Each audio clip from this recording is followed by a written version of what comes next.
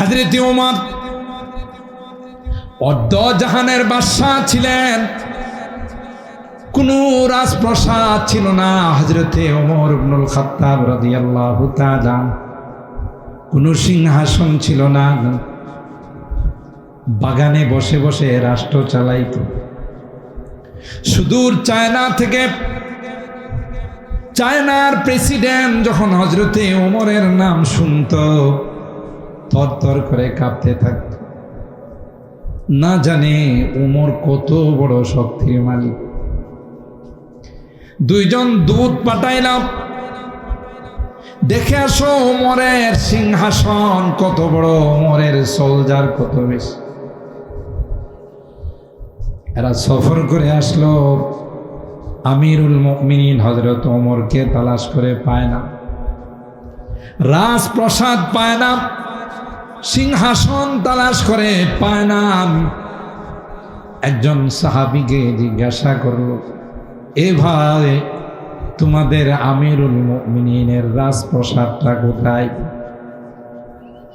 রাজভবন গণভবনটা কোথায়? সিংহাসনটা কোথায়? কই না, না, তার কোনো সিংহাসন নাই, তার কোনো রাজপ্রাসাদ নাই। তাইলে তিনি কোথায় বসে রাষ্ট্র চালায়? সাহাবী বললেন, আসো, যদি দেখতে চাও আমাদের আমিরুল মুমিনিনকে দেখে যাও। বাগানের এক কোনায় বসা, দূরের থেকে ইশারা করে কয়, ওই যে দেখা যায় তিনি হলেন আমিরুল মুমিনিন ওমর ইবনুল খাত্তাব। বাগানে 2 কদম ঢুকায়, আবার 2 কদম পিছনে নিয়ে যায়, সামনে যাওয়ার সাহস পায় না। সাহাবী কয়, কি ব্যাপার, সামনে কেন যাও না? কো ভাই, কেমন যেন ভয় লাগতেছে। তার সামনে যাওয়ার সাহস হচ্ছে না, অন্তরে কেমন যেন ভয়ভীতি অনুভব হচ্ছে, তাই সামনে যাওয়ার জন্য অগ্রসর হচ্ছি না।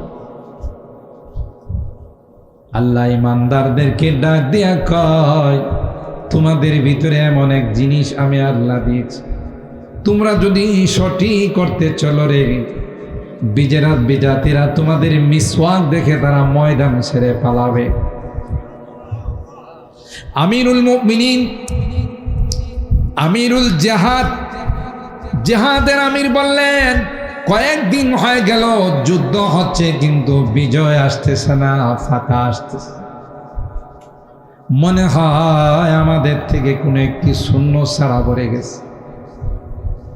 সুবহানাল্লাহ। হযরত বড় হুজুর সহিলপুর তাফসীর মাহফিলে আসতেন, আমি তখন ছাত্র। এই আল্লাহর বান্দাকে কখনো দেখা যায় নাই যে ওযু করছে। সেই বাসা থেকে ওযু করে তাফসীর মাহফিলে আসতেন, যতক্ষণ পর্যন্ত তাফসীর মাহফিলে থাকতেন কোনোদিন ওযু করতে দেখা যায় না। একদিন কোনো কারণে ওযু করতে বসলেন, পকেটে হাত দিয়ে কি যেন হারাই গেছে, আফসোস করে বলতেছেন, ইন্না লিল্লাহি ওয়া ইন্না ইলাইহি রাজিউন। আমরা মনে করছি হয়তো টাকা পড়ে গেছে, না হয় কোনো দামি জিনিস পকেট থেকে পড়ে গেছে। জিজ্ঞাসা করলাম, হুজুর কি হারাই গেছে? কই না, না, হারায় না, গে মিসওয়াকটা আমার পকেটে ঢুকাইতে মনে নাই। মিসওয়াক করা ছাড়া আমি ওযু করব, আর এই ওযু দিয়ে কথা বলবো, আমার একটা কথাও আজকে মানুষের মধ্যে আসর করবে না। আল্লাহু আকবার। এক একটা কথা গুলির মতো, এক একটা নসিহত মানুষের কলবের মধ্যে এমন ভাবে ঢুকে যাইতো। আমরা দেখেছি যে মানুষগুলো একসময় জোয়ারি ছিল, যে মানুষগুলো একসময় চুরি ডাকাতি করতো, যে মানুষগুলো নামাজ পড়তো না, আল্লাহর ওলির কথাগুলো তাদের দিলের মধ্যে এমন ভাবে আঘাত করতো, এমন ভাবে যায় বিনত। পরবর্তীতে দেখা গেছে তাদের চেহারার মধ্যে দাড়ি চলে আসছে, 5 ওয়াক্ত নামাজ তাদের থেকে কোনোদিন মিস হয় না। রাগ করবেন না, এখন যেই পরিমাণে মাহফিল হয়, যেই পরিমাণে তাফসির হয়, তখন কিন্তু এত বেশি তাফসির হতো না, এত মাহফিল হতো না। কিন্তু আমার অভিজ্ঞতার আলোকে আমি বলি, যত পরিমাণে যেই বেশি তাফসির মাহফিল হচ্ছে, ওয়াজ হচ্ছে, কিন্তু সেই পরিমাণে মানুষের মধ্যে আমল নাই। কথা কি ঠিক বললাম? আগে যেমন ছিল এখনো সেই রকম। আগে মিথ্যা কথা বলতো, এখনো মিথ্যা কথা কয়। আগে প্রতারণা করতো, এখনো প্রতারণা করে। আগে মানুষের জায়গা দখল করতো, এখনো তাই করে। কোরআনের মাহফিল দিনের মধ্যে আসর করে না, কারণ আমরা যারা কথা বলি আমাদের মধ্যেও আমল নাই। আল্লাহ মাফ করুক, আমাদের মধ্যে ঢুকে গেছে টাকার লোভ। আমার এক উস্তাদ, আমি যখন বয়ানের মাঠে নামি, এখনো আছেন, আমি বললাম, হুজুর মানুষ তো কয় বয়ান করার জন্যে, আমি বয়ানের মাঠে নামবো কিনা? বললেন, 2 শর্তে বয়ান করতে পারো যদি বয়ান করার ইচ্ছা থাকে। 1 নাম্বার হলো টাকার প্রতি লোভ করবা না। যেদিন টাকার প্রতি তোমার কথা মানুষের কাজে লাগবে না। ব্রাহ্মণবাড়িয়া থেকে অনেক সময় মাহফিল করে যায়, আপনারা রাগ করেন না, বিশ্বাস করবেন না, আমার পকেট থেকে 2000 টাকা দিয়ে তেল নিতে হয়, কিন্তু কোনোদিন কথা কাহারো কাছে প্রকাশ করি না। কারণ যেদিন টাকা চাইবো সেদিন থেকে আর কথার মধ্যে কোনো নূর থাকবে না। 2 নাম্বার শর্ত ছিল, হাদিস পড়াও, মাদ্রাসায় পড়াও, ওইটা কোনোদিন বাদ দিবা না। ওইটাকে আসল রাইখা যতটুক পারো বাহিরে দিনের খেদমত করবা। এখন আমাদের মধ্যে এখলাস না, অনেকে আছে চুক্তি করে এত টাকা না দিলে যাব না। আমাকেও অনেকে ফোন দিয়া হুজুর আপনার ডিমান্ড কত? আমি বলে আমার ডিমান্ড যেহেতু বলছেন 2 লাখ। হুজুর এত টাকা? আমি যেহেতু ডিমান্ড বলছেন আমার চাইতেই হবে, কম সম চায় লাভ কি? 2 লাখ দিবেন? হুজুর এত তো দিতে পারবো না। তাহলে বলেন এত দর কষাকষি হোক, কত দিতে পারবেন? 1.5 লাখ দিতে পারবেন? না এত তো দিতে পারবো না। তাহলে জিজ্ঞাসা করলেন কে? দিতেই পারবেন না তো জিজ্ঞাসা করলেন? এটা একটা ব্যাপক মহামারী হয়ে গেছে। ছোট ছোট বাচ্চাগুলো বয়ান করে, এরা কন্টাক্ট করে বয়ানে যায়, এজন্য কোনো রকমের আসর হয় না কথার মধ্যে। এ খতিবে বাঙ্গাল কতদিন যাবৎ মাঠে আছে, আজ পর্যন্ত আমি দেখি নাই কোথাও টাকা বসে নিয়ে কোনো বার্গেনিং করছে। কথা বলেন ঠিক কিনা? কারণ এরা বড়দের সুহবত পাইছে।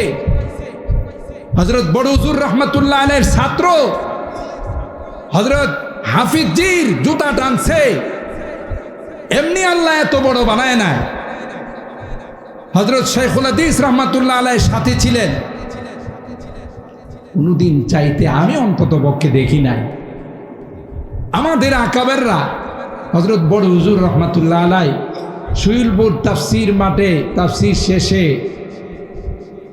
যা দিত, কইছে এত টাকা দিয়ে আমি কি করব, অর্ধেক তাফসির মাঠে আবার দিয়া যাইত। সুবহানাল্লাহ কইবেন না? এমনি কি ওনাদের কথায় মানুষ হেদায়েত পাইছে? এখন মাহফিল কর্তৃপক্ষ যারা আছেন, আপনারাও রাগ করেন না, এটা আমার অভিজ্ঞতার আলোকে বলতেছে। আমরা যারাই মাহফিল করি, মসজিদ হোক, মাদ্রাসা হোক, যুবকদের উদ্যোগে হোক, কবরস্থানের উদ্যোগে হোক, এদেরও একটা টার্গেট থাকে যে যত বেশি কালেকশন করা যায়। এটা দরকার, মসজিদ চালানোর জন্য, মাদ্রাসা চালানোর জন্য দরকার হয়, কিন্তু টার্গেটটা যখন এটা থাকে তখন এই কথার মানুষের উপর আসর করে না। বক্তার কথা আসর হয় না, শ্রোতারা আসে।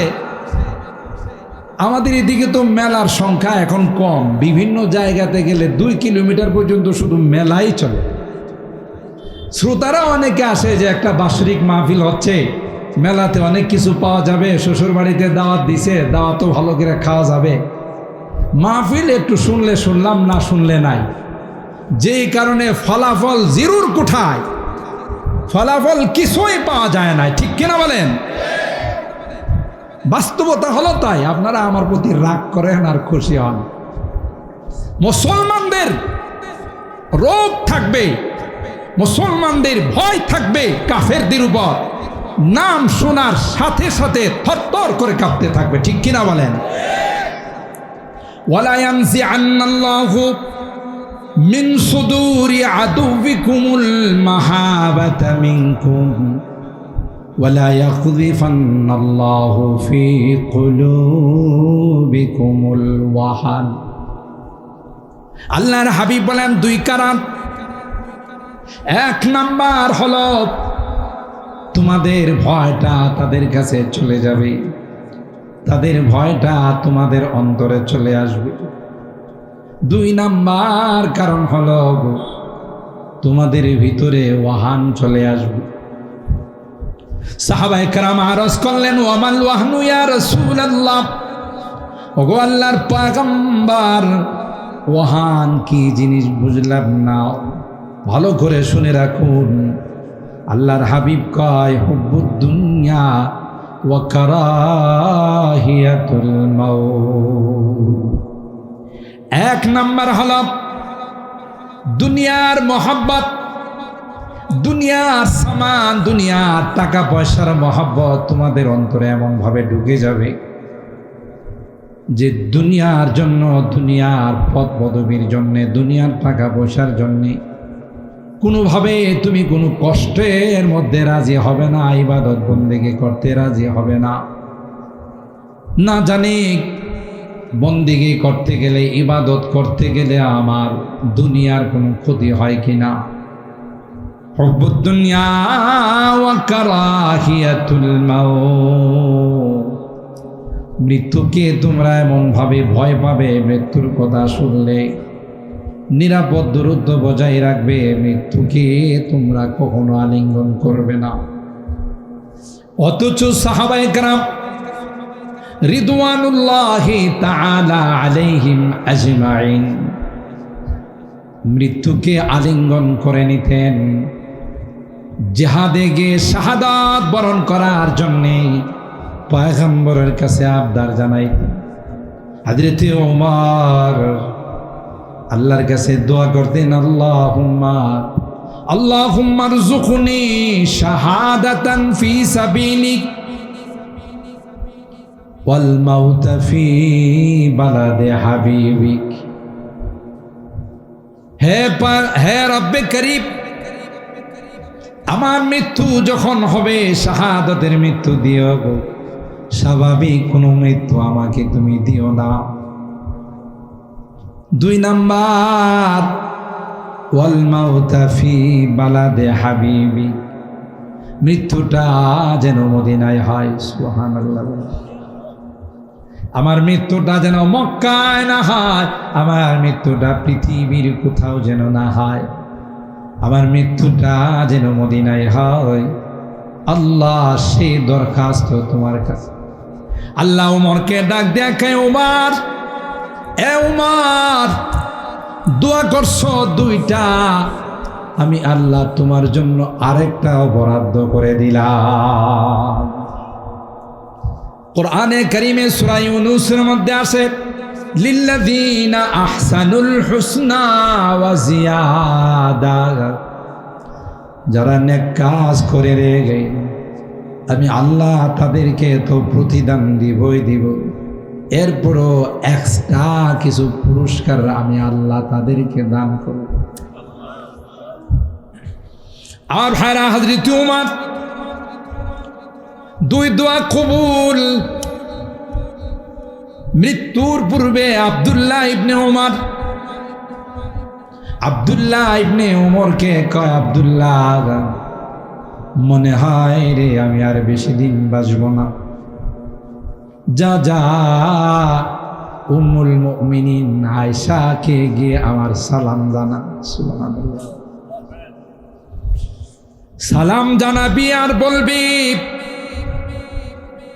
এ উম্মুল মুমিনিন আম্মা জান, আমিরুল মুমিনিন হযরতে ওমর আপনাকে সালাম জানাইছে গো, আর একটু পারমিশন চেয়েছে। সারাটা জীবন যেই দু বন্ধুর সঙ্গে কাটাইছেন আল্লাহর হাবিব এবং হযরতে আবু বকর, দিলটা চাই মৃত্যুর পরেও তাদের সঙ্গে তিনি শুয়ে থাকবেন। নবীরা যেখানে ইন্তেকাল করেন তাদের দাফন সেখানে হয়। আম্মা জান আয়েশা সিদ্দিকা রাদিয়াল্লাহু তাআলা আনহা আল্লাহর কাছে দোয়া করতেন, আল্লাহ তোমার নবী আমাকে এত ভালোবাসে, এত মহব্বত করে গো, তোমার নবীর ইন্তেকালটা যেন আয়েশার কুলের মধ্যে হয়। তাই হলো আল্লাহর নবী যখন মৃত্যুর সময় যখন ঘনিয়ে গেল, বারবার আল্লাহর হাবিব বুখারী শরীফের মধ্যে আসে, জিজ্ঞাসা করে আইনা আনা গাদান, আমি আগামীকাল কার ঘরে থাকব? আম্মা জানরা বুঝে ফেলছে যে আল্লাহর নবী তো আয়েশার ঘরে যাইতে চান। আম্মা জান আয়েশা সিদ্দিকা রাদিয়াল্লাহু তাআলা আনহা বলেন, নবী আমার ঘরে চলে আসলেন। আল্লাহর নবী ব্যথায় কাতর হয়ে আমার কুলে বসে আছেন, মাথাটা আমার রানের উপরে আছে। এই মুহূর্তে আজরাইল আলাইহিস সালাম আয়েশা বললেন, ওগো নবী, আল্লাহ আপনাকে সালাম জানাইছে। আল্লাহর নবী সাহাবায়ে কেরামদের কি বলেন, খুইরা লাভ বাইনাদ দুনিয়া ওয়াল আখিরাহ, বাইনাদ দুনিয়া ওয়া মা ইনদাল্লাহ। আল্লাহ তার এক বান্দাকে দুনিয়া এবং পরকালের মধ্যে স্বাধীনতা দিয়েছেন। দুনিয়াতে থাকবেন না, আপনি আমার কাছে চলে আসবেন। আল্লাহর ওই বান্দা আল্লাহর কাছে যাওয়াটাকে শ্রেয় মনে করলেন, আল্লাহর কাছে যাওয়াটাকে প্রিয় মনে করলেন। কথা শুনতে দেরি হয়, হযরত আবু বকর কান্না থামাইতে পারে নাই। সাহাবায়ে কেরাম বললেন, আবু বকর, এ আবু বকর, কান্নার কি আছে? একজন মানুষের কথা বলল, তিনি দুনিয়া এবং পরকালের দুইটার কোনোটা অবলম্বন করতে পারে, এখানে কান্নার কি পাইলা? আবু বকর কয়, তোরা বুঝবি না, ওই মানুষটা আর কেউ নয় রে, এই মানুষটা আমার কলেজার টুকরা নবী। সূরা নাসর নাজিল হল, ইদা জাআ নাসরুল্লাহি ওয়াল ফাতহ ওয়া রাআইতান নাসা ইয়াদখুলুনা ফি দীনিল্লাহি আফওয়াজা ফাসাব্বিহ বিহামদি রাব্বিকা ওয়াস্তাগফির ইন্নাহু কানা তাওয়াবা। যেই সূরার অর্থ হলো আল্লাহর পক্ষ থেকে সাহায্য চলে আসছে এবং আল্লাহর পক্ষ থেকে বিজয় চলে আসছে। পয়গম্বর, মানুষকে আপনি দেখবেন দলে দলে ইসলামের পতাকা তলে চলে আসছে, মুসলমান হয়ে যাবে গো। আপনার কাজ হলো আপনি শুধু আল্লাহর প্রশংসা করুন, আল্লাহর তাসবিহ তাহলিল পবিত্রতা বর্ণনা করুন, আল্লাহর কাছে আপনি ক্ষমা চান। এই সূরা নাযিল হতে দেরি হয়, হযরতে সিদ্দিকে আকবার মসজিদের কোনায় যায় বাচ্চার মতো কান্না শুরু করে দিলেন। সুবহানাল্লাহ। সাহাবায়ে কেরাম বললেন, আবু বকর, এ আবু বকর, কান্নার কি পাইলা? এই সূরার মধ্যে সুসংবাদ দিয়েছেন যে মানুষ দলে দলে ইসলামে প্রবেশ করবে। আবু বকর, বিজয়ের সুসংবাদ আসছে। কান্নার কি পাইলা রে আবু বকর? হযরতে আবু বকর বলেন, তোরা বুঝবি না, এই সূরা নাসার আমার নবীর মৃত্যুর সংবাদ নিয়ে দুনিয়াতে আসছে। কি করে বুঝলাম মৃত্যুর সংবাদ নিয়ে আসছে? আবু বকর কয়, আল্লাহ পাক আমার হাবিবকে বলেন, ফাসাব্বিহ বিহামদি রাব্বিকা ওয়াস্তাগফির ইন্নাহু কানা তাওয়াবা। এ নবী, আপনার ডিউটি শেষ। যেই দায়িত্ব দিয়ে আপনাকে পৃথিবীর মধ্যে প্রেরণ করেছিলাম, নবুয়তির দায়িত্ব দিয়ে প্রেরণ করেছিলাম, নবী আমার আপনার দায়িত্ব আপনি কমপ্লিট করে ফেলছেন। আমিও কোরআনে ডিক্লার দিয়ে দিলাম, আল-ইয়াউমা আকমালতু লাকুম দীনাকুম ওয়া আতমামতু আলাইকুম নি'মাতি ওয়া রাদিতু লাকুমুল ইসলাম দীনা। যেহেতু নবীর কোনো দায়িত্ব নাই, নবুয়তির দায়িত্ব কমপ্লিট হয়ে গেছে, নবুয়তির দায়িত্ব শেষ হয়ে গেছে, তাই আল্লাহ পাক নবীকে বললেন, আপনি এখন তাসবিহ আর তাহলিলের মধ্যে থাকেন। তার মানে হলো আর বেশি দিন নাই রে, নবী কিছু দিনের মধ্যেই আমাদের থেকে চিরবিদায় নিয়ে চলে যাবে। আর ভাইরা, এই জন্যে সাহাবায়ে কেরাম মৃত্যুকে আলিঙ্গন করতেন, মৃত্যুকে তারা ভয় পাইত না, যে কারণে সুন্নতের উপরে তাদের আমল ছিল, তাদের ছিল নবীর অগাধ মহব্বত আর ভালোবাসা। মৃত্যুবরণ করলেই তো আমি আমার রবের কাছে চলে যাব। সুবহানাল্লাহ। আশিকা দায়েম লিকায়ে দোস্ত মি দারন্দে দোস্ত, আশিকা দায়েম লিকায়ে দোস্ত মি দারন্দে দোস্ত, दरगम राहत रिजाएगे दोस्त मी दारंदे दोस्त, जिंदा कुनी फदाए तू वर्ब कुशी रजाए तू, हर चिकुनी फदाए तू दिल शुदा मुबतालाए तू। आशिकरा कय आल्लाह, আমরা তো পাগল হয়ে আছি, কখন তুমি মৃত্যু দিবা। মৃত্যুর পরেই তো তোমার সঙ্গে সাক্ষাৎ হবে আর মোলাকাত হবে।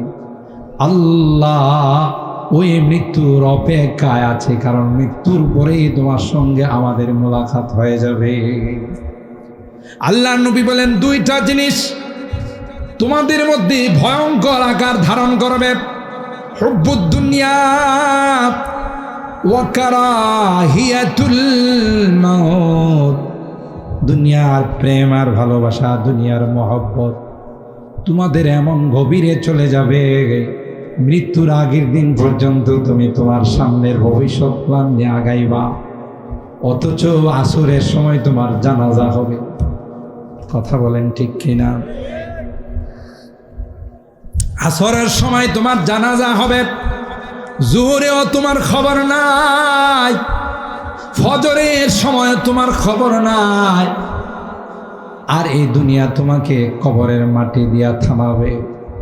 এই জন্যে কোরআনে বারবার আল্লাহ তাআলা বলেন, দুনিয়া যেন তোমাদেরকে ধোঁকা না দে, ফালা তাগুররান্নাকুমুল হায়াতুদ দুনিয়া ওয়ালা ইয়াগুররান্নাকুম বিল্লাহিল গারুর। দুনিয়া যেন তোমাকে ধোঁকা দে, জাহান্নামের ইন্ধন আর জাহান্নামের লাকড়ি বানায়া তোমাকে নিয়ে না যা। সতর্ক থাকতে হবে। এই কারণে আজকে মুসলমানদেরই দুর্দশা। আল্লাহ কোরআনে বলেন, ওয়াতাসিমু বিহাবলিল্লাহি জামিআ, সকলে মিলে আল্লাহর রজ্জুকে মজবুত করে ধরে রাখো। আল্লাহর রজ্জুকে, কোরআনকে ছেড়ে দিবা, বিজাতিরা তোমাদেরকে নিয়ে ফুটবল খেলবে। কথা বলেন ঠিক কিনা? ওয়া জামানা मुअज़्ज़ज़ थे आमिले कुरआ होकर, हम खारो ज़लील हुए हैं तारिके कुरआ होकर। সাহাবায়ে কেরাম গোটা বিশ্বের মধ্যে ছিল সকলের কাছে সমাদৃত, সকলের শ্রদ্ধার পাত্র, সবার কাছে অত্যন্ত তাজিমের বস্তু ছিল। কেন ছিল? কেন ছিল? তারা ছিল কোরআনের প্রেমিক। জোরে বলেন ঠিক কিনা? আর তোমাদের কেন এই বেইজ্জতি, অপমান আর লাঞ্ছনা? কারণ একটাই, সেটা হলো তোমাদের মধ্যে কোরআন নাই। কোরআনের মহব্বত আর ভালোবাসা তোমাদের মধ্যে নাই। তোমরা কোরআনকে যখন ছেড়ে দিয়েছ, তখন থেকে তোমাদের অপমান অবধারিত হয়ে গেছে। ওয়া জামানা মুআজ্জাজ থে আমেলে কুরআহ কর, हम खार दलिल हुए हैं तारिকে কুরআহ কর। আমাদের এই অপমান আর লাঞ্ছনার কারণ একটাই, কোরআন থেকে আমরা দূরে সরে গেছি। ওয়ালা তাফাররাকু, আল্লাহ বলেন ফেরকা বন্দি হয় না, গ্রুপিং যেন তোমাদের মধ্যে না হয়। আল্লাহ বলেন এ মুসলমান, ওয়াজকুরু নি'মাতাল্লাহি আলাইকুম ইয কুনতুম আ'দা ফাআল্লাফা বাইনা কুলুবিকুম ফাআসবাহতুম বিনি'মাতিহি ইখওয়ানা। যদিও এই আয়াত আউস আর খাজরাজ সম্পর্কে নাযিল হয়েছে, উলামায়ে কেরাম জানেন আল ইবরাতু বিউমুমিন নাস বিউমুমিন নুসুস লা বিখুসুসিল মাওয়ারিদ। কোরআনের শব্দ বলে তোমরা একটা সময় জাহান্নামের কিনারায় ছিলে, জাহান্নামে মৃত্যুবরণ করলে তোমরা চলে যাই। আমি আল্লাহ ইমানের দৌলত দিই তোমাদেরকে মুসলমান বানায়া ওই জাহান্নামের শাস্তি থেকে, জাহান্নামের আযাব থেকে আমি আল্লাহ তোমাদেরকে রক্ষা করে জান্নাতের মেহমান বানাই দিলাম। কি শুকরিয়া আদায় করছো? জীবনের কি শুকরিয়া তোমরা আদায় করলে? উল্টা না শুকরি করো, নামাজ পড়ো না, হালাল কামাই করো না, মিথ্যা কথা বলো, প্রতারণা, ধোঁকাবাজি, এগুলোতে তোমরা লিপ্ত হয়ে গেছো। আরে নাফরমান, তোকে যেই সকল নিয়ামত আমি আল্লাহ দিয়েছি, গোটা জিন্দেগি সিজদায় পড়ে থাকলেও এই সকল নিয়ামতের শুকরিয়া আদায়, ঠিক কিনা বলে? ওয়া কুনতুম আলা শাফা হুফরাতিম মিনান নার। আউস আর খাজরাজ এদের মধ্যে চির বৈরিতা ছিল, চির শত্রুতা ছিল। এমনকি তাফসীরের কিতাবের মধ্যে আসে, কেউ যখন মারা যাইত তার সন্তানদেরকে ওসিয়ত করে যাইত, আমি প্রতিশোধ নিতে পারলাম না, তোরা যদি আমার সন্তান হয়ে থাকো তাইলে প্রতিশোধরা নিও। প্রতিশোধ নেওয়ার জন্য ওসিয়ত করত। এইভাবে তাদের মধ্যে চিরবৈরিতা ছিল, দুশ্মনী ছিল, আদাওয়াতি ছিল। আল্লাহ পাক ডাক দিয়া কয়, ইমানের রজ্জু দিয়ে, কালমার রজ্জু দিয়ে আমি আল্লাহ তোমাদেরকে এমন ভাবে মিলাই দিলাম, এখন তোমরা একজনকে ছাড়া আরেকজন খানা খাইতেও বসো না। এমনকি যখন মুহাজিররা হিজরত করে আনসারদের কাছে গেলেন, মদিনার আনসারি সাহাবীরা মুহাজিরকে ডাক দেয়া কয়, ভাই সব কিছু ফেলে তোমরা দিনের জন্যে, ইসলামের জন্যে বাড়ি ত্যাগ করলা, গাড়ি ত্যাগ করলা, আত্মীয় স্বজন হারাইলা, জায়গা জমি সব কিছু ছেড়ে দিয়ে আসলাম, মাতৃভূমিটা পর্যন্ত ত্যাগ করে আসলাম। তোমাদেরকে স্বাগতম, আহলান সাহলা, তোমাদের জন্য মারহাবা। তবে ভাই আমরা তোমাদের কি সহযোগিতা করতে পারি? আনসারি সাহাবীরা মুহাজিরদের কি বলেন, এ ভাই আমার কয়েকটা বাগান আছে, তোমার যে বাগানটা পছন্দ হয় সেই বাগানটা তুমি যদি বলো আমি তোমার নামে রেজিস্ট্রেশন করে দিব। সুবহানাল্লাহ। এই বাগানটা আমি তোমাকে দিয়ে দিব, তুমি বাগানের মালিক হয়ে যাবে। আর আমার কয়েকজন স্ত্রী আছে, যাকে ভালো লাগে তুমি বললে আমি তালাক দিয়ে দিব। সুবহানাল্লাহ বলেন। তোমার স্ত্রী হয়ে যাবে, শুধু তোমার বলতে দেরি হবে, বাস্তবায়ন করতে দেরি হবে না। মুহাজির সাহাবায়ে কেরাম বলেন, ভাই তোমার স্ত্রী নেওয়ার জন্য আসিনি, তোমার বাগান নেওয়ার জন্য আসি না, হিজরত তো করছি আল্লাহ এবং আল্লাহর নবীর জন্য। সুবহানাল্লাহ। সুতরাং তোমাদের বাগান নিব না, তোমার স্ত্রী কি বিয়ে করব না, দেখায় দাও বাজার কোন দিকে। আমরা যেহেতু মক্কার মানুষ, আমরা বিজনেসম্যান, আমরা ব্যবসা করাটাকে পছন্দ করি, তাই দেখায় দাও কোথায় গেলে ব্যবসা করা যাবে, সেখানে গিয়ে ব্যবসা করব আর সেইভাবে জীবিকা নির্বাহ করব। তবু তোমাদের কোনো কিছুর উপর আমরা ডিপেন্ডেন্ট হব না। হিজরত তো করেছি আল্লাহর জন্যে, হিজরত তো করেছি আল্লাহর জন্যে, নবীর জন্যে, দ্বীনের জন্যে। তাই তোমাদের কোনো কিছু আমাদের আকাঙ্ক্ষা নাই। কিন্তু আনসারী সাহাবীরা বলে, ভাই নিলে খুশি হব। সুবহানাল্লাহ বলে। আবদার রক্ষা করলে খুশি হব। মুহাজিররা বলেন, না না ভাই, আমরা হিজরত করলাম, তোমরা দ্বীনের নুসরত করলা। হিজরত আর নুসরত দিয়ে তো আল্লাহ দুনিয়ার মধ্যে জিন্দা করছেন। সুবহানাল্লাহ। সব জায়গায় আল্লাহ বলেন, ইন তানসুরুল্লাহ ইয়ানসুরকুম ওয়া ইউসাব্বিত আকদামাকুম। তোমরা যদি আল্লাহর দ্বীনের সহযোগিতা করো, তাইলে নিঃসন্দেহে আল্লাহ তোমাদের সহযোগিতা করবেন। আর যদি দ্বীনের সহযোগিতা না করো, আল্লাহ তোমাদেরকে বিপদে ফেলাইবেন। ওয়া ইউসাব্বিত আকদামাকুম। আর দ্বীনের উপর আল্লাহ তোমাদের কদমকে মজবুত করে রাখবেন। শুধু তাই নয়, কবরে কিয়ামতের কঠিন ময়দানে তোমাদের এই নুসরত আর তোমাদের এই সাহায্য আল্লাহর আদালতে গিয়ে তোমাদের জন্য সুপারিশ করবে।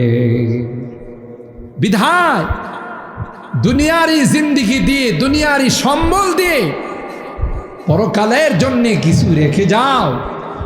দুনিয়ার মহব্বত অন্তরের মণিকুঠায় যেন ঢুকতে না পারে, তাইলে এই দুনিয়া তোমাকে চিরদিনের জন্য বরবাদ করে ফেলবে।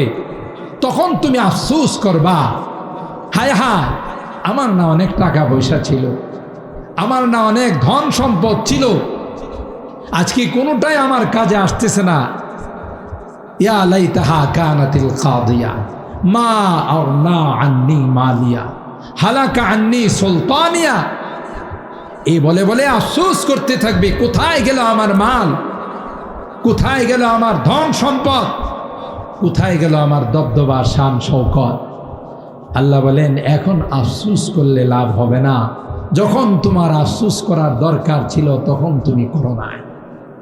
এই জন্য এই সুযোগগুলো আসলে যার যার মতো করে ইখলাসের সাথে, মানুষকে দেখানোর জন্যে না, আমার আল্লাহকে খুশি করার জন্যে, আমার কবরের সঙ্গী পাওয়ার জন্যে, হাসরের ময়দানে সঙ্গী পাওয়ার জন্যে এই সমস্ত নেক কাজের মধ্যে অংশগ্রহণ করা। সাহাবায়ে কেরামদের সামনে এই জাতীয় কোনো সুযোগ যখন চলে আসতো, তাদের মধ্যে মুসাবাকা হতো, প্রতিযোগিতা হতো। হযরতে আবু বকর সিদ্দিক রাদিয়াল্লাহু তাআলা আনহু, আল্লাহর নবী বললেন, দ্বীনের পথে কে সহযোগিতা করবা? ঘরে যা ছিল সব নিয়ে চলে আসছে। সুবহানাল্লাহ বলেন। আর হযরত উমর বলতেছেন যে আজকে আবু বকরকে 2 নম্বরে ফেলাই, আমি 1 নম্বরে যাব। আমার যা ধন সম্পদ আছে তার শিখিও তো আবু বকরের নাই, অর্ধেক নিয়ে আসছে। আল্লাহ পাক তার হাবিবের জুবানে মুবারক দিয়ে প্রকাশ করে দিয়েছেন যে আপনি জিজ্ঞাসা করেন উমর কি নিয়ে আসছে। উমর তুমি কি নিয়ে আসছো দ্বীনের জন্যে? আমার ঘরে যা ছিল তার অর্ধেক নিয়ে আসছে। আবু বকর তুমি? বললেন, ইয়া রাসূলুল্লাহ, অর্ধেক না, যা ছিল সবই নিয়ে আসছে। বুখারী শরীফের হাদিসে আসে জান্নাতের এমন কোনো গেট নাই যে গেট দিয়ে আবু বকরকে আহ্বান করা হবে, যে গেট দিয়ে আবু বকরকে আহ্বান করা হবে। আল্লাহ, এই জন্যই তো আল্লাহ তাদেরকে নবীর সহচর, নবীর ডান হাত বাম হাত, সাহাবীর মর্যাদা আল্লাহ দিয়েছেন। অন্য কাউকে আল্লাহ তাআলা এই মর্যাদা দান করেন নাই। তো প্রতিযোগিতা চলতো তাদের মধ্যে, যা ছিল তাই দিয়ে দিত, কারণ তাদের সামনে আর টার্গেট ছিল পরকাল। কিন্তু আমাদের ভিতরে দুনিয়া এমন ভাবে ঢুকে গেছে, হাজারো চেষ্টা করলেও আমাদের থেকে কিছু আসবাব, কিছু সামান, কিছু টাকা পয়সা বের হওয়াটা বড় কষ্টকর। আলহামদুলিল্লাহ আমরা দিই, কিন্তু আরো বেশি বেশি দেওয়া দরকার, কারণ এটা আমার নাজাতের ওসিলা হবে। এই বাইতুল জান্নাত জামে মসজিদ, আপনারা জানেন আল্লাহ তাআলা এখানে একটি সুন্দর মসজিদ বানাই দিয়েছেন, এবং এই ওসিলায় বাজারে আসা যাওয়ার পথে আমরা জামাতের সাথে নামাজ পড়তে পারি।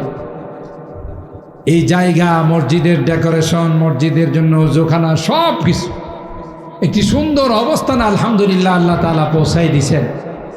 এগুলো আপনাদেরই দান অনুদান, এখানে কোনো বিদেশি ডোনেশন, কোনো বাহিরের বড় কোনো অঙ্ক আসে নাই। এই এলাকার অত্র আশপাশের আপনারা যারা আছেন, সিরাজনগর, হযরতের সাথে আমার বহু প্রোগ্রাম হয়েছে, বিমানের সফর, টেকনাফ সহ আরও অনেক জায়গায় প্রোগ্রাম হয়েছে। অত্যন্ত বিচক্ষণ আলেমে দ্বীন, অত্যন্ত প্রজ্ঞা এবং অভিজ্ঞতা সম্পন্ন একজন আলেমে দ্বীন, তিনিও কিছুক্ষণের মধ্যেই ইনশাআল্লাহ আমাদের মাঝে চলে আসবেন। আমার মনে হয় আমরা যারা এখনো দোকানপাটে, বাজারে, মেলাতে এই সুন্দর প্যান্ডেল, সিরাজনগরের যুবকরা আজকের এই সুন্দর প্যান্ডেলের আয়োজন করেছে, মাহফিলের আয়োজন করেছে, তাদের ইখলাস এবং তাদের নেক নিয়তের বরকতে আল্লাহ তাআলা আজকের দিনটাকেও ভালো রেখেছেন আলহামদুলিল্লাহ।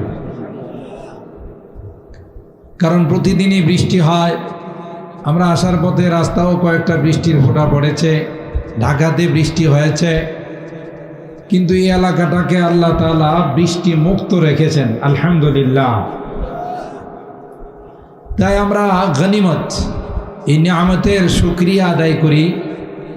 কেউ এদিক সেদিক দাঁড়িয়ে না থেকে প্যান্ডেল আমরা কানায় কানায় ভরপুর করে ফেলি, তাহলে মেহমানরা এসেও খুশি হবেন যে না, ব্রাহ্মণবাড়িয়ার মানুষ আসলে ইসলাম প্রিয়, ব্রাহ্মণবাড়িয়ার মানুষ কোরআন প্রিয়, উলামা প্রিয়। খুশি হবেন, আল্লাহও খুশি হবেন যে দেখো আমার বান্দারা এই গরমের মধ্যেও সুন্দরভাবে বসে কোরআনের আলোচনা শুনতেছে। ফেরেশতাদের মজলিসে আল্লাহ আমাদের মুযাকারা করেন, আলোচনা করেন। তোমরা সাক্ষী থাকো, আমি তাদের জীবনের গুনাহগুলো মাফ করে দিলাম। আর যে জান্নাতের আশায় বসা, যে জাহান্নাম থেকে মুক্তি লাভ করার আশায় বসা, আমি আল্লাহ তাদেরকে জাহান্নাম থেকে মুক্ত করে জান্নাতের ফায়সালা করে দিলাম। তো আমি আপনাদের খিদমতে কোরআনুল কারীমের ৪র্থ নাম্বার পারার ২য় পৃষ্ঠা হাফিজে কোরআন শরীফের সূরা আলে ইমরানের ১০৩ নম্বর আয়াতে কারিমা তিলাওয়াত করেছি। এই সংগঠনের নাম হলো একতা যুব সংগঠন। তো একতা যুব সংঘের আজকের এই মাহফিল, একতার বড়ই প্রয়োজন। আজকে আমাদের মধ্যে একতা নাই বলেই বিশ্বের বিভিন্ন জায়গায় মুসলমানরা মার খাচ্ছে, ঠিক না? মুসলমানদের মার খাওয়ার পিছনে বড় কারণ হলো আমাদের মধ্যে একতা নাই। আপনারা সুইলপুর তাফসিরে, বদল বাজার তাফসিরে হযরত বড় হুজুর রহমতুল্লাহ আলাইহি জুবানে অনেক সময় শুনেছেন যে চুলের কোনো শক্তি নাই, টান দিলেই ছিঁড়ে যায়।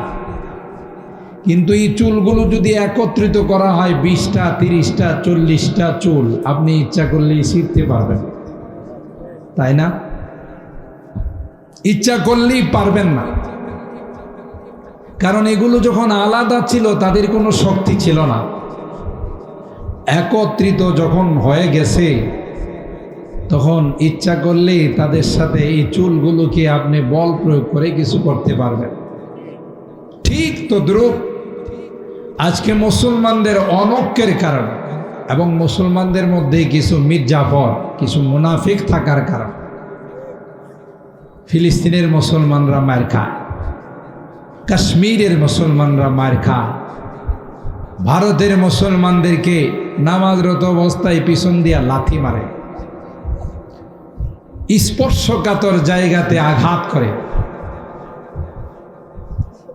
আপনারা ইতিমধ্যেই মিডিয়ার সাহায্যে দেখেছেন যে যত জুলুম আছে সবগুলির একটা শেষ আছে, ঠিক কিনা বলেন? জোয়ার শুরু হয়ে গেছে ভারতেও। এ আকাটা নরেন্দ্র মোদী, তারও থাকার আর সুযোগ হবে না, ঠিক কিনা বলেন? जो जलाता है किसी को खुद जलता है जरूर, शमा भी जल जाता है परवाना जल जाने के बाद। যে আরেকজনকে জ্বালায় নিজেকেও জ্বলতে হয়, আরেকজনের দৌড়াইলে নিজেও দৌড় দিতে হয়, ঠিক না? বাংলাদেশকে নিয়ে বহু হাসি তামাশা করছে, এখন নিজের গদি নিয়ে টানাটানি, ঠিক কিনা বলেন? হ্যাঁ, এক মাঘে শীত যায় না। আজকে মুসলমানদের ঐক্যের বড় প্রয়োজন। 1500 বছর পূর্বে রাসূল আকরাম সাল্লাল্লাহু তাআলা আলাইহি ওয়াসাল্লাম আমাদেরকে ভবিষ্যৎবাণী করে গেছে, ইউশিকুল উমাম আন তাদাআ আলাইকুম তাদাইয়াল আকিলাতি ইলাল কাসা। একটা সময় আসবে আমার উম্মতের উপর সমস্ত বিজাতিরা তাদের উপর চড়াও হবে। যেমনি ভাবে জিয়াফত করলে, খতম করলে, দাওয়াতি মেহমানরা আইসা যিনি আয়োজন করছে তার সব খাওয়া দাওয়া শেষ করে একবারে পাতিল মুছে চলে যায়, ঠিক তদ্রূপ গোটা বিশ্বের সকল মুসলমানদেরকে বিজাতিরা একত্রিত হয়ে চড়াও হবে তাদেরকে শেষ করে দেওয়ার জন্য। সাহাবায়ে কেরাম আরজ করলেন, ওয়ামিন কিল্লাতিন নাহনু ইয়াউমাইদিন ইয়া রাসূলুল্লাহ, ওগো আল্লাহর নবী, তখন কি আমরা সংখ্যায় কম থাকবো সেজন্যে? আল্লাহর নবী বলেন, বাল আনতুম ইয়াউমাইদিন কাসীর, না, সংখ্যায় তোমরা কম থাকবে না, সংখ্যায় বেশিই থাকবে। তবে ওয়ালাকিন্নাকুম গুসাউন কা গুসাই সাইল, খড়কুটার মতো হয়ে যাবে তোমরা। বৃষ্টি আসলে খড়কুটাকে যেমন পানি ভাসায় নিয়ে যা, তোমাদের মধ্যে অনৈক্যের কারণে তোমরা খড়কুটার মতো হয়ে যাবে, তোমাদেরকে বিজাতিরা ভাসায় নিয়ে চলে যাবে। ওয়ালা ইয়ানজিআন্নাল্লাহু মিন সুদুরি আদুবিকুমুল মাহাবাতা মিনকুম ওয়ালা ইয়াখযিফান্নাল্লাহু ফি কুলুবিকুমুল ওয়াহান। আরো কি হবে? শত্রুদের দুশমনদের কথা শুনলে তোমাদের অন্তর থরথর করে কাঁপবে, আর তোমাদের যে একটা ভয় ছিল তাদের অন্তরে, এটা শেষ হয়ে যাবে। এরা তোমাদেরকে এখন 2 পয়সা দিয়েও গণবে না, এরকম হয়ে গেছে না?